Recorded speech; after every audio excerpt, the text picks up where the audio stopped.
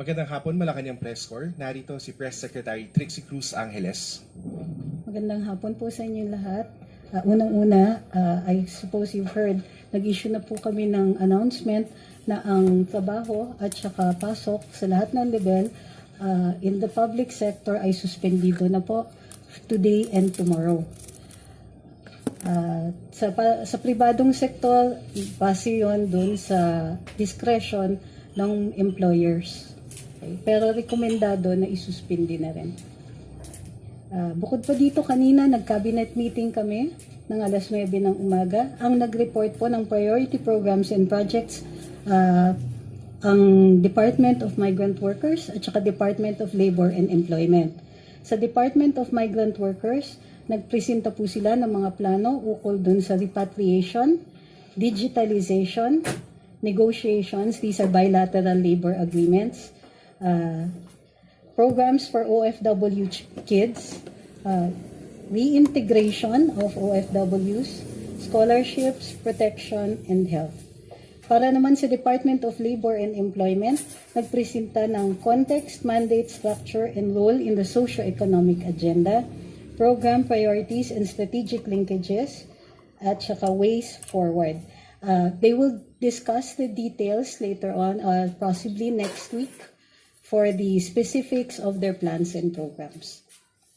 Ngayong araw na ito, kasama namin para magpresenta ng kanilang programa si DILG Secretary Benhar Abalos, DOJ Secretary, pwede bang nickname na lang, Boying Remulla, nagpaalam muna ako syempre, DSWD Secretary, andito si Sir Erwin Tulfo, Chief PNP General Rodolfo Asurin Jr., NBI Chief Medardo de Lemos, Homeland Ricardo Navalta, our UN Envoy, Mrs. Nikki Teodoro. And of course, chiefmate ko, Secretary Ivan John Uy of the DICT. Hintik na. Thank you, Secretary. Okay, for the opening presentation, will be our Secretary of the Interior and Local Government, Secretary Benhar Abalos. Maraming salamat, Secretary Trixie, at magandang hapon po sa lahat ng mga nanonood and of course sa ating mga media partners. No? Kaya ho kami nagkaroon ngayon ng joint press con. Kung titignan nyo, ito'y interagency. Ito'y talagang pakakaisa ng gobyerno laban dito sa cyber pornography or exploitation of children. No? Dahil hindi maganda ang nangyayari rito at in fact, yung record ng Pilipinas ay hindi maganda sa buong mundo. Ano ba itong online exploitation of children? No? Ano itong mga batas na ito? Dalawa po iyan. Ito yung Republic Act number 9775 o yung Anti-Child Pornography Act of 2009. At ito yung Republic Act number 92008 o yung Anti-Trafficking in Persons Act. No? So dalawang batas ang ating pagbabasihan dito. Next please. So anong ibig sabihin ng online sexual exploitation of children? Kung titignan natin ang batas, primarily ito'y production, no? Just the mere production for the purpose of online publication of sexual abuse or exploitation of a minor, no? In exchange for compensation. So ito yung sinasabi natin online sexual exploitation. On the other hand, ano naman ibig sabihin ng child pornography? Any representation, visual, audio, or written, combination thereof of electronic, mechanical, digital, optical, magnetic, etc., of child engaged or involved in real or simulated explicit sexual activity. No? So nakadefine po lahat ito. Sumunod, tingnan natin anong pagkakaiba nitong online sexual exploitation of children against child pornography law. So yung isa, yung online sexual, pinoprohibit ng sexual exploitation, act of exploitation, and when victim is a child, no threat, force, or coercion. Basta bata ito. Hindi mo na kailangan takutin pa o coerce. So ako'y nananawagan sa lahat, ha? Nakasabi sa batas, basta ito'y bata. Hindi mo na kailangan takutin pa. Need to be proven. Only the fact of exploitation. Yun lang kailangan. Ano naman yung child pornography? Ang pinoprohibit dito ang media itself. Ano ibig sabihin nun? any act related to the creation or production, sale, or distribution, broadcast, or promotion, use, or possession of child pornography. So, klaro na po sa atin, no? Ito'y talaga para proteksyonan ang mga bata laban sa exploitation at as child pornography. Ngayon, ang tanong rito, ano ba mga data natin sa trafficking of persons? Next, please. Ito ang mga data natin ngayon mula 2017 hanggang 2022. Diyan po nakasaad ang operation conducted, ang number of cases filed, ang under investigation, and of course, number of convicted persons. Next, please. Ito namang sumunod na data ay yung data sa child pornography mula 2016 hanggang 2022. So kung titignan ninyo, out of 103 cases, ang na-file ay 67, ang nasarado ay 3 sa kaso nito. No? Next please. Bakit importante ito? Bakit ganong kahalaga na makikita ninyo halos lahat ng ahensya ng gobyerno, no, na may kinalaman talaga sa hustisya nandito ngayon? Pati of course si Ma'am Nikki sa United Nations.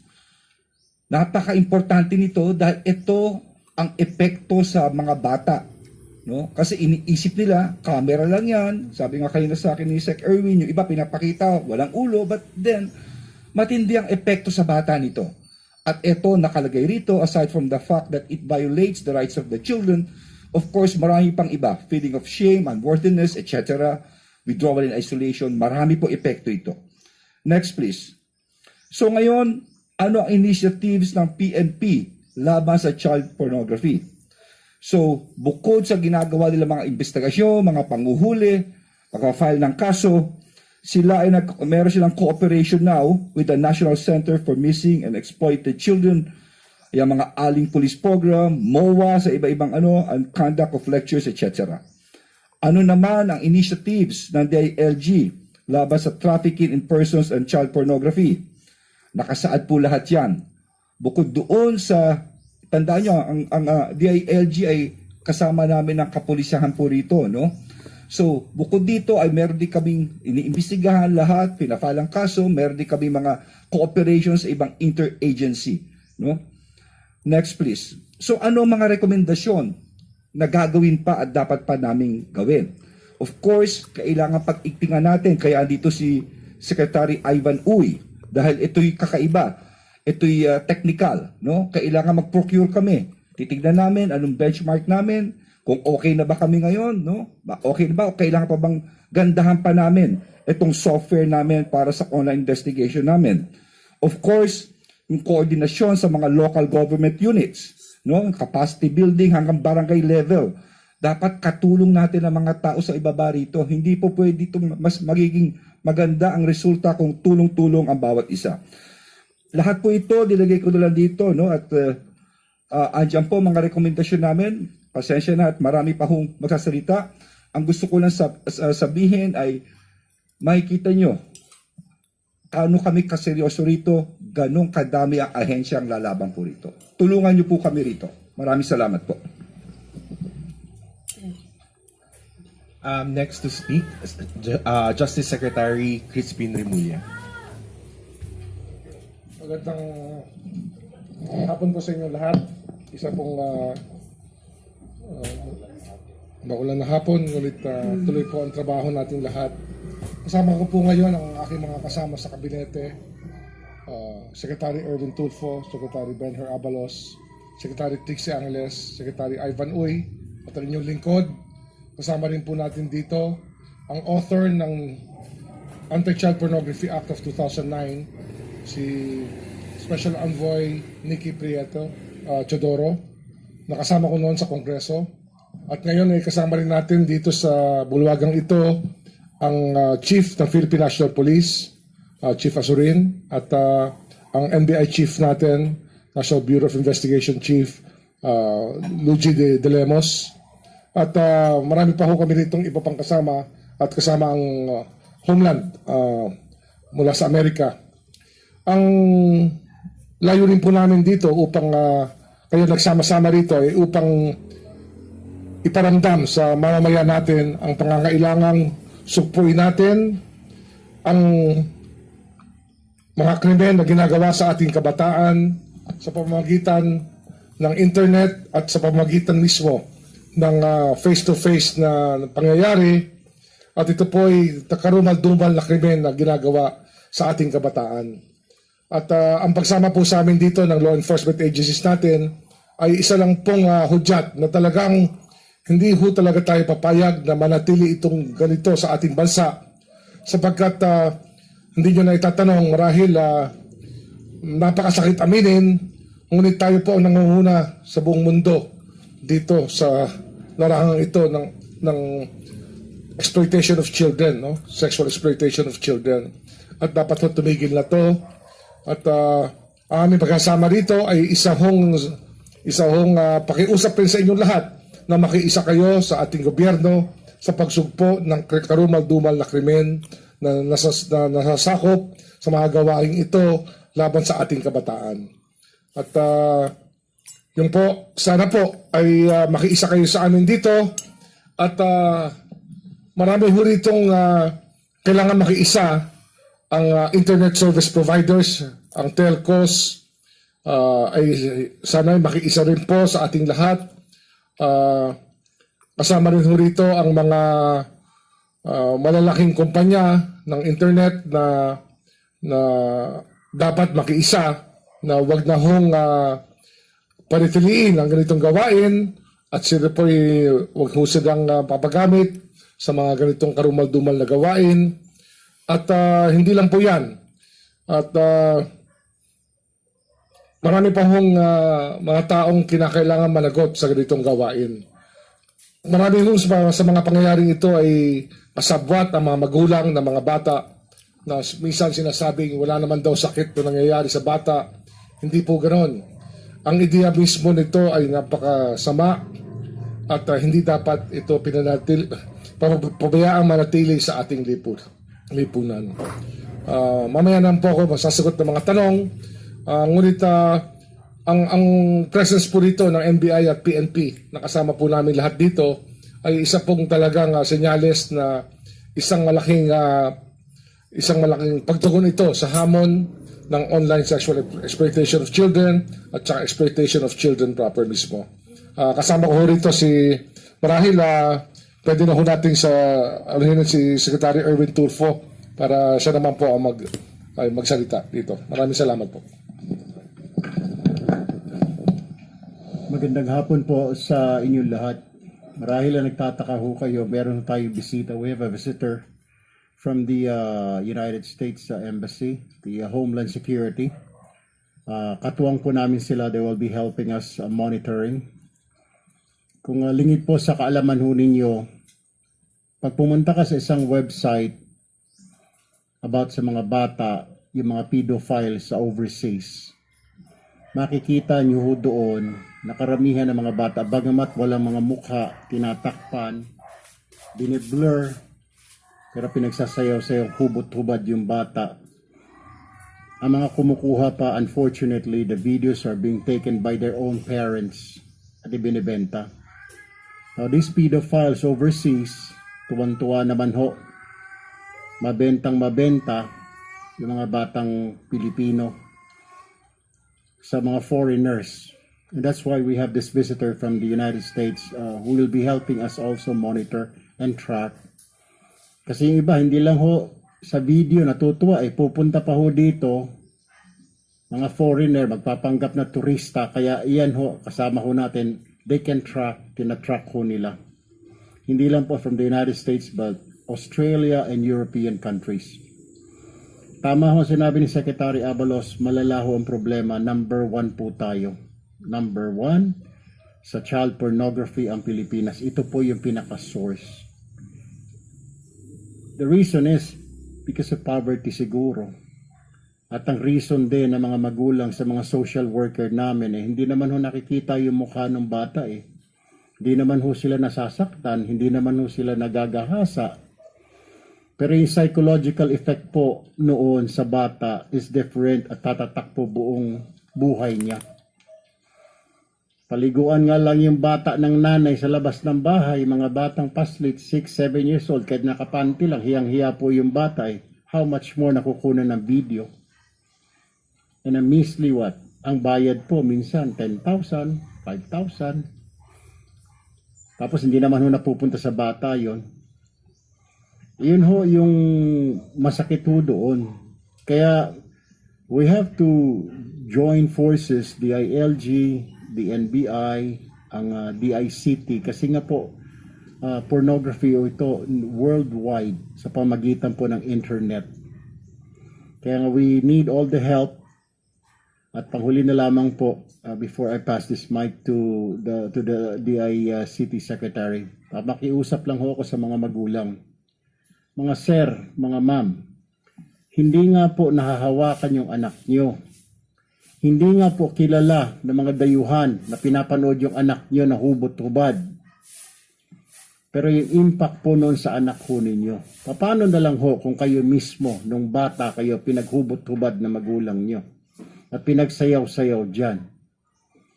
Hindi ho ba masama din sa loob ho ninyo? Yang anak ho ninyo ay hindi po yung kasangkapan para kumita. Yes po, mahirap po kayo. Gusto niyo itawid yung inyong buhay. Pero hindi po yung bata, not the child to make money for you and your family. Itigil ho nun natin yan. Kasi pangalawa, pag nahuli po kayo, kaso po ang abutin nyo. Labag sa batas. Kulong po yan. Number 2, yung bata ho, aalagaan na ho ng gobyerno at hindi na ho ninyo makikita yan hanggang sa lumaki. For example, kung yung anak niyo ay 5, 6, 7, 8 years old, nahuli po kayo, kustodiya po ng gobyerno namin ho yan. Kami ho, mga ngalaga ho dyan, yung CWC namin, will take care of your children. Pag-aaralin namin yan, we will send them to school, feed them, clothe them. Kasi hindi naman ho ninyo kaya palang alagaan yan. Pinagkakitaan lang ho ninyo ang anak ninyo. Sa pakiusap po namin, bago po huli ang lahat, bago ho kayo makulong, mahuli, makulong, kukunin din ho namin yung anak ho ninyo, mapapawalay po sa inyo. Iyan lang ho. Maraming salamat and good afternoon. Next speaker, DICT Secretary Ivan Uy. Magandang hapon po. Kami po sa DICT, together with yung attached agency namin, Cybercrime Investigation Coordinating Council, are extensively cooperating with our law enforcement agencies to provide them with all the resources that they need in order to go after itong criminal activity nito. As explained ng mga previous secretaries po natin, talamak po ito at dahil napakadali pong gamitin ito online, malaki yung marketing at malaki yung customer base nila. At dahil dito, talagang nagiging po tayo, center ng attention ng buong mundo. At ito po ay nakakahiya at nakakaawa po sa ating mga kabataan. Eventually, nababrand sila habang sila'y lumalaki. Yung trauma po sa kabataan. So, since online ito, ang mga magulang gumagamit po ng internet upang mai-deliver itong mga videos at mga photos ng kanilang mga anak or kanilang mga kamag-anak. Ang iba ko kasi mga tito, tita or kahit na mga kapitbahay na gumagawa po nito. At matetrace so namin kayo, no? So, warning po na ibinigay ngayon ng ating mga ahensya ng law enforcement is criminal act po ito. At sabi ko ni Secretary Tulfo, makukulong po kayo at matatanggal, mahihiwalay kayo sa inyong mga anak na inabuso ninyo at tinanggalan nyo ng dignidad. At ang gobyerno na po ang mag-aalaga sa kanila at magpapalaki sa kanila at hindi nyo na po makikita ang inyong mga anak. So, pasensya na po kung mahuli namin kayo. Marami pong paraan at once ma-zero in namin kayo, asan yung operations nyo, kasama rin ho kayo sa blacklisting as a child pornographer, as a child abuser sa buong mundo. Sa buong mundo. Kaya nandito po ang mga ibang ahensya ng mga gobyerno ng ibang bansa dahil international po ang crime na ito. Hindi ito local crime na kung ginawa nyo ito, dito lang kayo sa Pilipinas mamamarka. Markado po kayo sa buong mundo. At oras na mangyari yan, hindi ho kayo makakahanap ng trabaho, hindi kayo makaka-travel dahil every time na kukuha kayo ng passport, uhulihin rin ho kayo kahit nasa ang mundo, parte ng mundo kayong pumunta. Iba ho ang level ng criminal act na ito. Hindi ho domestic ito, international. So kung akala nyo po, kikita kayo ng kaunti dahil sa itong pang-aabuso nyo sa inyong sariling mga kamag-anak, sa inyong sariling mga anak, at yung konting kikitain nyo po, hindi ho siguro sapat upang mailigtas kayo sa kamay ng bakal ng ating mga ahensya ng gobyerno. At as I said po, i-risk nyo po ho ba na mabablacklist kayo sa buong mundo? Paano ho kung may intention kayo na mag-travel, may intention kayo na magtrabaho, mag-apply ng trabaho, at markado na po kayo? So, yan po ang kaseryoso ng itong offense na ito. Maraming salamat po. Next speaker, Philippine Special Envoy to UN, Ms. Nikki Teodoro.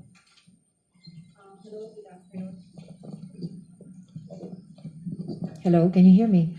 Yeah, good afternoon, ladies and gentlemen. I would like to congratulate this panel. It's absolutely amazing because second time ko na mag-serve dito. So this is the second president. The first president was PRRD and now PBBM, no? So this is a very fantastic group because it's united. And for the first time, let me explain. My job is to report in the UN anong nangyayari sa bansa natin. So now, I will be going there in September to announce that we're number 1 for child trafficking, online pornography. My bill, Anti-Child Pornography Act of 2009, that became a law, is something that has been modified because it's gotten so bad that we are actually number 1. Number 1 na po kami. In 2011, there was an Australian named Peter Scully who was actually torturing an 18-month-old baby by burning the body parts. Sinusunog yung body parts with candle wax. And then nagla-live streaming siya. At that time, 11 years ago, it was $10,000 per live streaming. So yung mga kliyente niya, big time, foreigners. And this went on until 2017. So he was arrested in 2014. He was put in CDO, but he was still doing his kalokohan in the jails. So we had to monitor that. And I monitored that with a group of cabinet members of PRRD. And he was finally arrested and charged, life imprisonment. He is the first to be charged life imprisonment because ang hiningi namin na dito siya ma-charge sa Pilipinas because he's hurting our children, our future. He has damaged our future. Those are the Filipino children that are being exploited. And as of 2022, it's up by over 280%. Why? Because it's easy to do. The children were locked up. Nakakuling mga bata kasama ng mga magulang, lola, tita, tito. So may chance sila. Now it's even cheaper. You can do it for 1,000 pesos. So you can imagine how many sites are on right now that it's so easy to get on one site and then catch another site. Kung makuha man yung first site, may second site, may third site, may 100 sites after that. So our job is so difficult. we need all of you to participate because they use all the IT, TV, the cell phones, the laptops. They use everything that cannot be traced because they use SIM cards. So we must also monitor and register the SIM cards and our biometrics because we have a problem kasi ngayon na yung mga foreigners, they don't need visas to come to our country. So it's very easy, pasok, labas, and they never get caught. They get Filipino counterparts to help them get the children, lure them with ice cream, and they come in because some of them are really street children that are not being monitored. Hindi sila na monitor ng mga kamag-anak, nasa kalye lang sila. So, bibigyan sila ng candy, bibigyan sila ng pagkain, papasok naman sila sa bahay. At that point, they're literally already jailed. And they're made to do sex things para mabenta lang online. And now it's getting so much cheaper that we are number one. Now, isipin lang ninyo, kayo, media kayo, do you want me to tell that to the UN that we're number one for online pornography? Because I have to report. I will be reporting this in September to the UN. So, I'm very embarrassed. So, I'm very proud of this team right now because this team is in sync.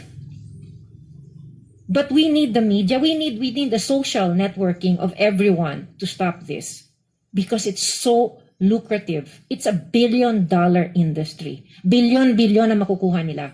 But once you get caught and charged, you are charged internationally.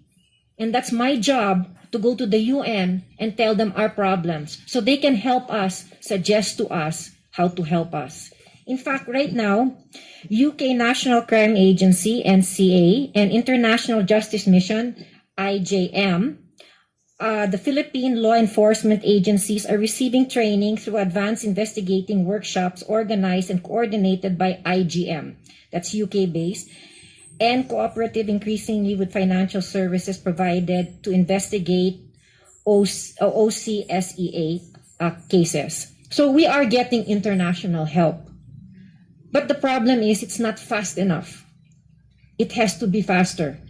It has to be faster by our help, not by foreign help. We have to help ourselves because we are damaging the future of our beloved Philippines. So pakiusap lang sa inyo, kung ayaw ninyong masira ang bansa ninyo, you report the parents, you report anyone that is hurting our children. Or you are messing with the future, our future. Kami on the board, we're the generation protecting the next generation. So it's our job, all our jobs, to make sure we take care of the future of this country. Thank you and good afternoon po. Next speaker, U.S. Homeland Security Attaché Ricardo Navalta. Good afternoon. I would like to thank the President Marcos. I would like to also thank the cabinet members, secretaries here, all the panelists on here. It's I've been here in the Philippines for 4 years now, and this is a remarkable time.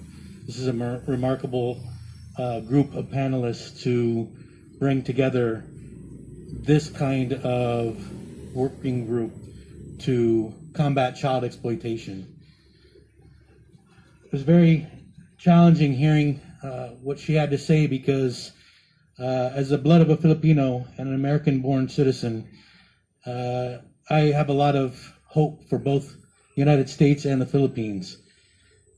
We at the U.S. Department of Homeland Security Investigations, we are fully behind the Philippines in combating child exploitation. We are here to develop best practices, help develop programs to not only stop foreigners or from the U.S. or from other countries from coming into the country to have access to Filipino children, but also educating the population as well.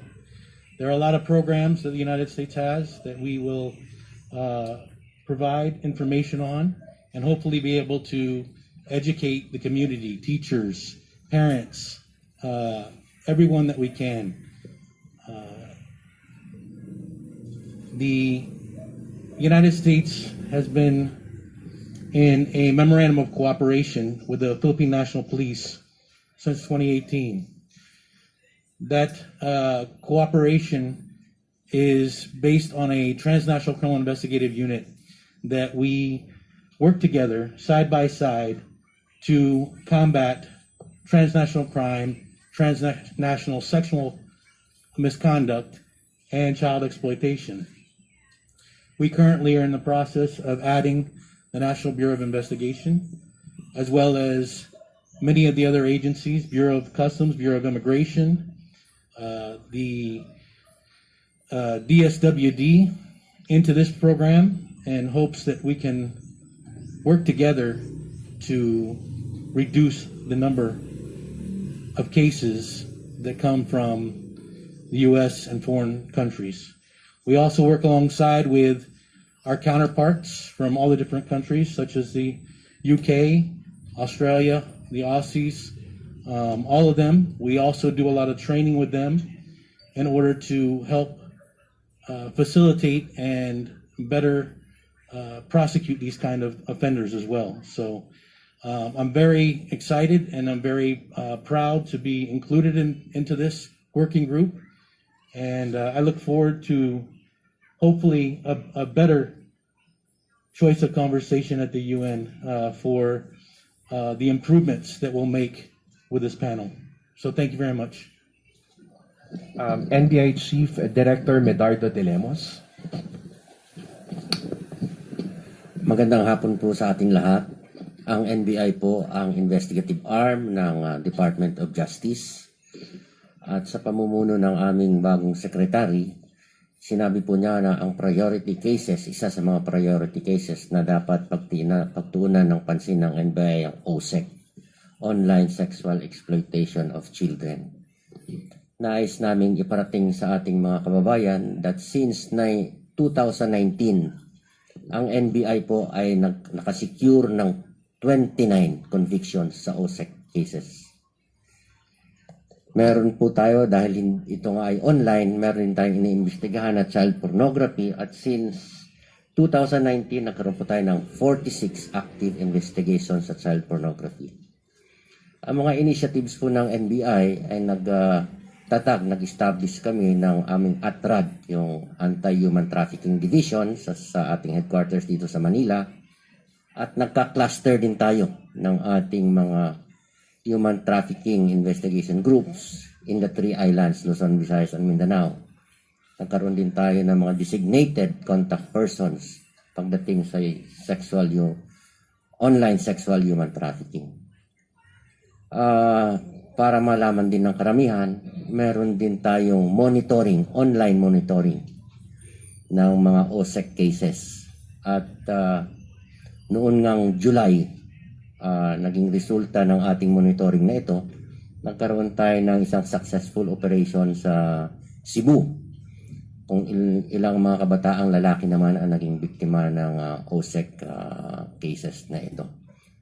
Kami ay nakikipagtulungan sa lahat ng ahensya sa ating bansa, sa ating mga counterparts dito sa ating bansa, at mga counterparts din natin sa ibang bansa na siyang nagbibigay din sa atin ng mga impormasyon tungkol dito sa mga OSEC cases.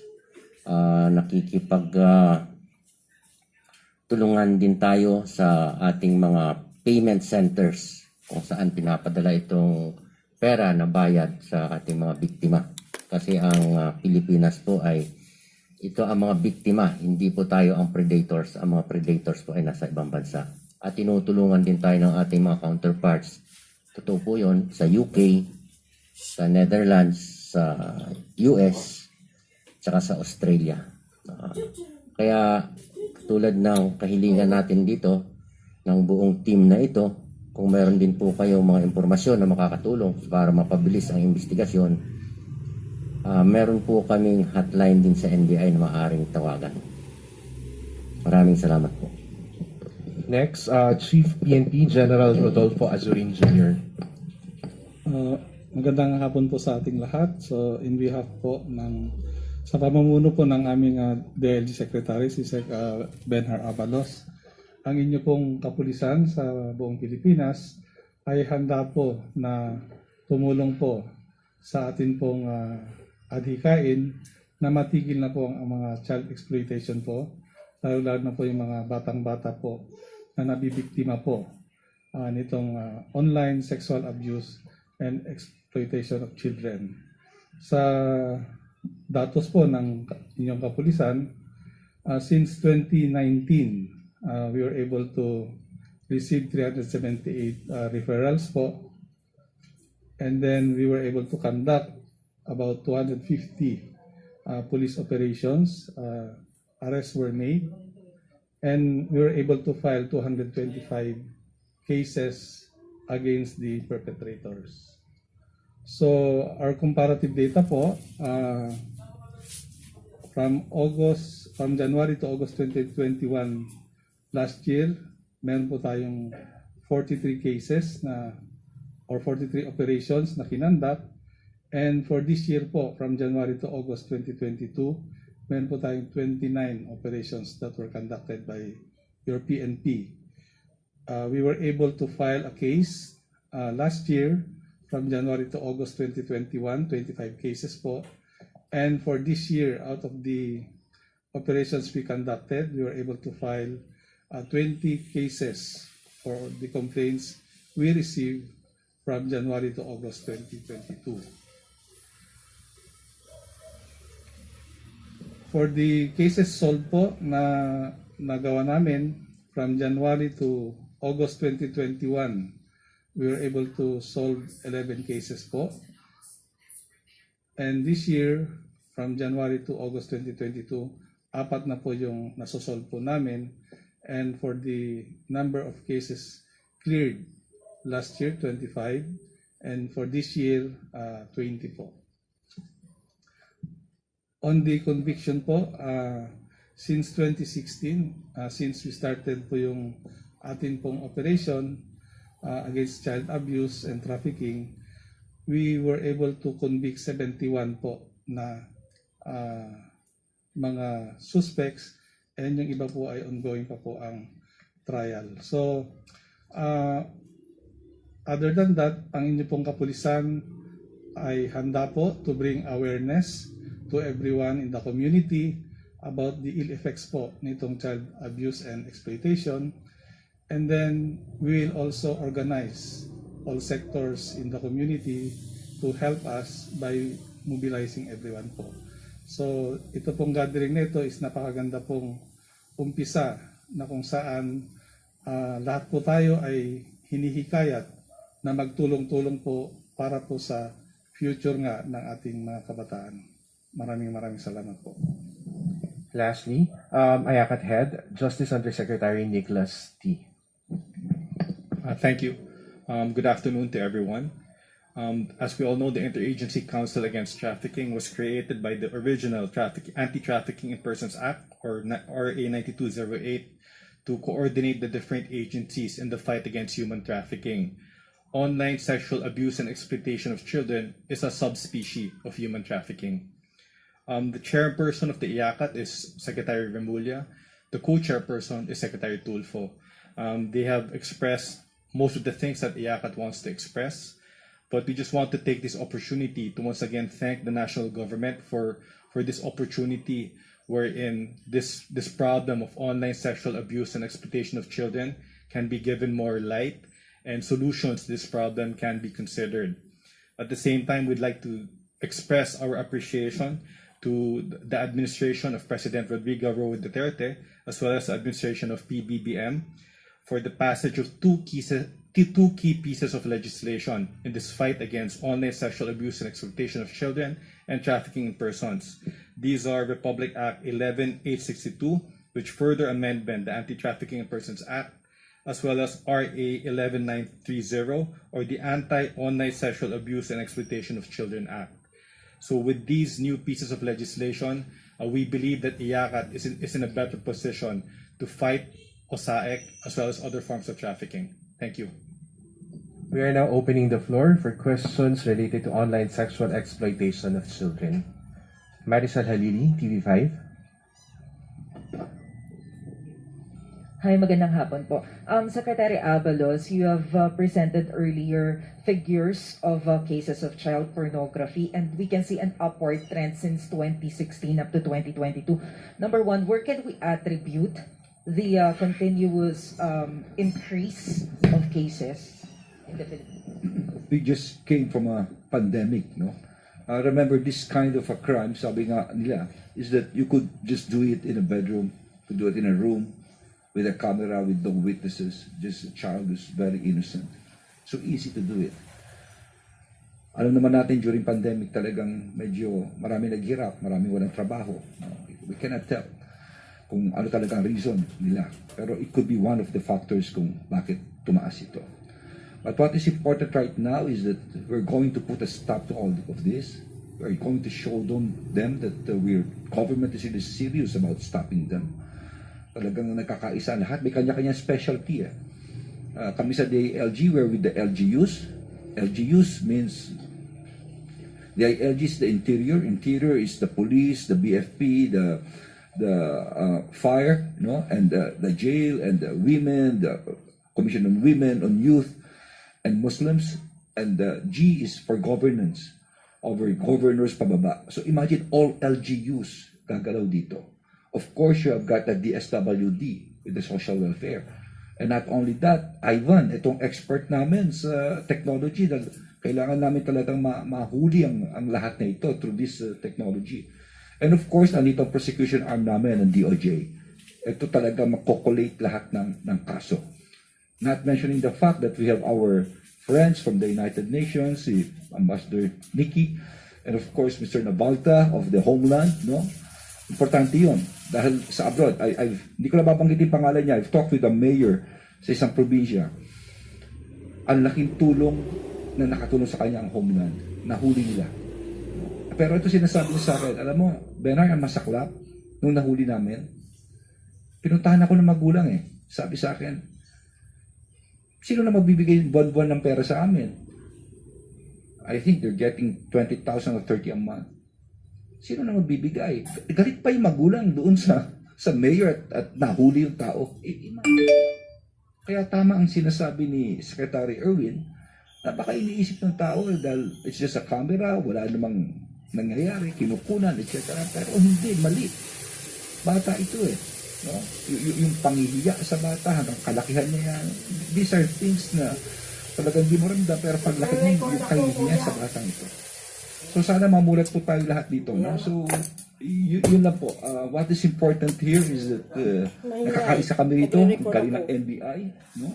Ang PNP, nandyan. So the whole department, pag kinalaman taga, full force po kami rito. Thank you. Thank you, Sec. Yusek, you have mentioned earlier na kailangan i-amend yung ating law on child pornography. What particular provisions must be amended? Amended na siya. Yung anti-POSAIC law effectively amended the anti-child pornography law. Ano po yung binago doon? Madaming binago. Tingin ko yung pinaka-importanting amendment dyan ay yung pag-identify ng POSAIC as its own crime, giving it its own definition, broadening the scope of POSAIC to cover those developments in child pornography that were that came about because of changes in technology. Thank you, sir. Kat Domingo, ABS-CBN. Good afternoon, sirs and ma'ams. For the cabinet secretaries, do we have data if there are particular hotspots in the Philippines that produce these illegal content? And do we also have data on which nationalities are the biggest consumers of these types of content?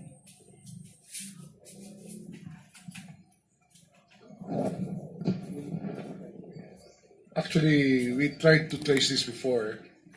Kung iilaw yung buong mapa ng Pilipinas, no? Kung may ilaw sa bawat lugar, buong Pilipinas meron So, across all regions, nangyayari ito. It's happening everywhere.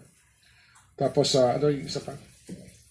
Sir, yung nationalities na top consumers? Nationalities, wag na natin pag-usapan ngayon yung nationalities. Better that way, no? Kasi baka mamaya sabihin na nag-ano tayo sa we're singling out some nationalities. Secretary, even if kahit regional lang po, is it European, American, Australian, Asian? A lot of European participation. Second question po for Representative Teodoro. Ma'am, what seems to be the problem? What do you think is the biggest reason why the problem exacerbated despite the fact that a law was already passed more than a decade ago?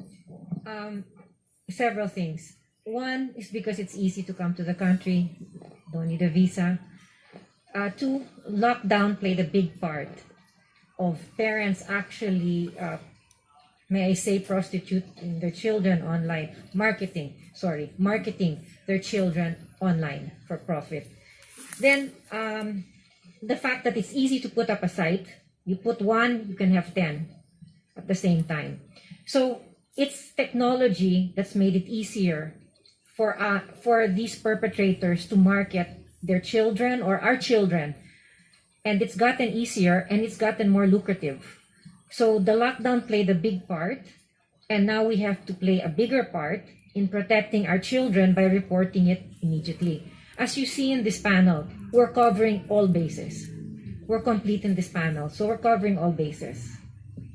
Last question for Secretary Uy. What is the DICT doing to address the problem? Will it only be a matter of blocking certain IP addresses, certain websites, or is the problem so pervasive that you have to monitor, let's say, Facebook marketplaces or even chat groups and apps? Actually, we're doing everything. We're covering all aspects, whether it's social media, whether yes, and also how they're marketing it on websites, and at the same time tracing the following the money trail, because these all go to a central payment group that actually collects this money. So, but most of these are located abroad. So we're working with AMLA. We're working with our international partners to locate really where the payments are being made, and then once we track them, then we work with these international agencies on how to stop the money flow. So long as there is demand, the supply always comes up. No, it's a similar issue with drugs. Hanggat may demand, so we tackle it all sides.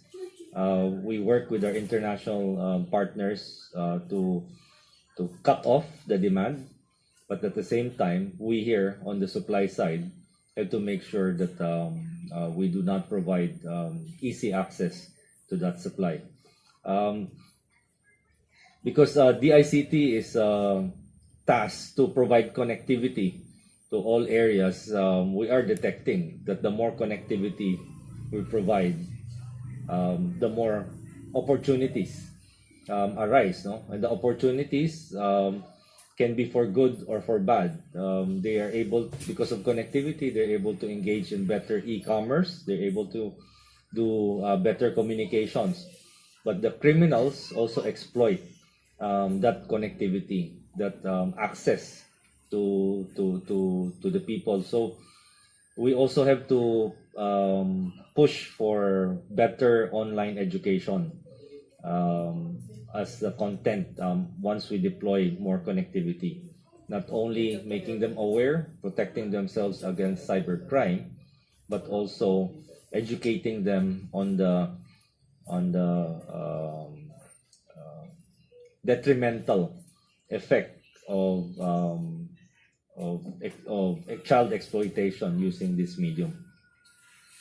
Next question, Celerina Monte. Good afternoon. I just want to clarify some of the resource speakers mentioned that the Philippines is number one in this problem on online exploitation, sex abuse. May we know which study are you referring to, and Kailan yung study na yon? Yung basis ko na. Ano yan, that's data called from different international agencies. Actually, ano to, alam na ng buong mundo to halos eh. The law enforcement agencies around the world know this, that tayo talaga ang favorite place ng mga ganito, these perverts who like exploiting the children. Ano yan? It's not a source of pride, it's a source of shame. That's why we want to end this. Dapat tumigil na to. Payment systems, anti-money laundering will be there against you. Telcos, we expect you to put the filters so that many of these transactions do not happen. And if there are people who do not cooperate but have an indirect or indirect participation, we will not hesitate to charge anybody who helped perpetuate a crime of this nature.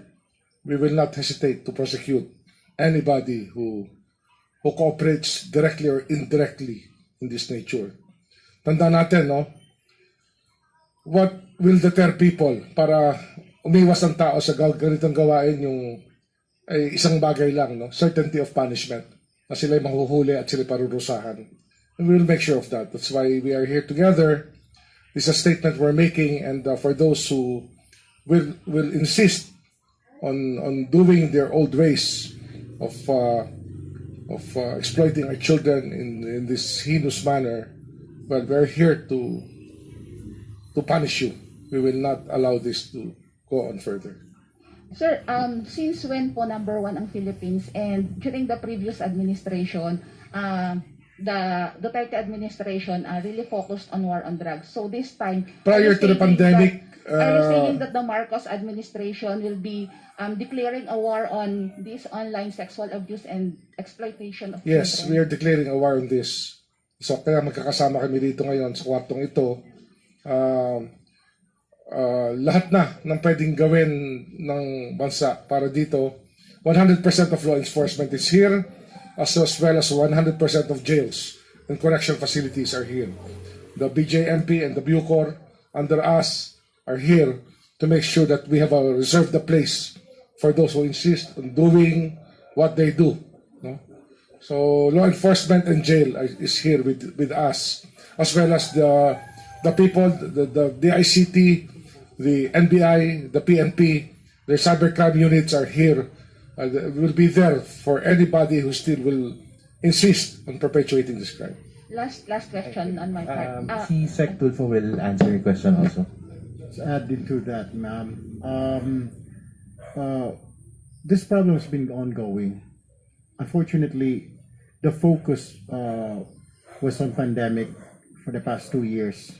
Yung mga lockdowns and all in the news. Now it's in the media too. Nakafocus tayo sa pandemic.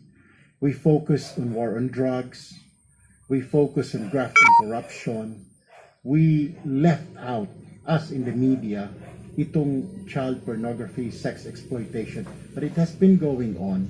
Yung mga investigative programs sa TV, they've been dealing this. As a matter of fact, ABS-CBN before was already dealing this 10 years ago, before they were shut down. TV5 was dealing with this because I was part of it, that program.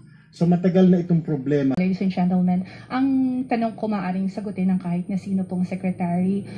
Sinabi natin that we are on war on this one po. So alam din natin, sabi ni Secretary Erwin kanina, that this has been a long problem na sinusolve po natin. Meron po ba tayong bagong strategy or approach na maaari nating gawin to actually help solve this crime? Maliban doon sa ginagawa na natin noon pa man. I think this the new thing about this is the comprehensive approach to it. AMLA is there. The DICT is here. We are asking the telcos to put the filters into their systems. We're not leaving any stone unturned. This comprehensive approach, I think the new thing about it, this comprehensive approach is the one that will get things done. Sir, meron po bang marching orders sa inyo si Presidente para mag-curb ito? Binigyan ba tayo ng somehow mandate or hanggang kailan? Understood na to eh. This was prior to our going into office in June 30. This was discussed before already.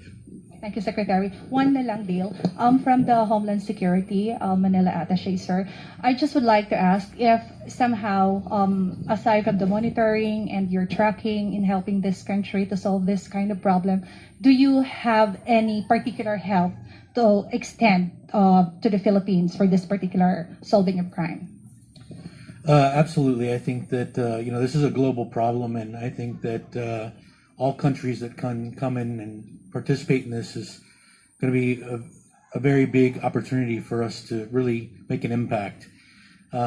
We obviously in 2019, prior to the pandemic, U.S. Homeland Security has a program called iGuardian, and if you go back and you look, you'll find that in General Santos City, we put on an outreach program to over 2,000 students, parents, teachers, educating them on the dangers of the internet. There are a lot of different things that also will assist us in this, and such things as the U.S. has the Protect Act of 2003. Protect Act of 2003 basically says that a U.S. citizen that engages in child exploitation anywhere in the world can be held accountable in the United States. That law itself allows us to work alongside our partners here in the Philippines to not only catch the offenders here who are creating the content, but also go back to our country and put handcuffs on them there and arrest them and prosecute them there for the crimes that they committed here. So I think that we will have a lot of programs that will create some of the best practices that we can have in order to combat this here, not only in the Philippines, but globally. That's the impact that this will have, and this working group will give to the world in focusing in that area. Thank you, sir. Last question for the panel from Nel Maribuho and UNTV. Good afternoon po. Anyone po kasino po dun sa cabinet secretaries. Will you support any proposal regarding the social media registration to effectively track down personalities engaged on or participation in online exploitation? Social media registration. Will you push or support any proposal on that?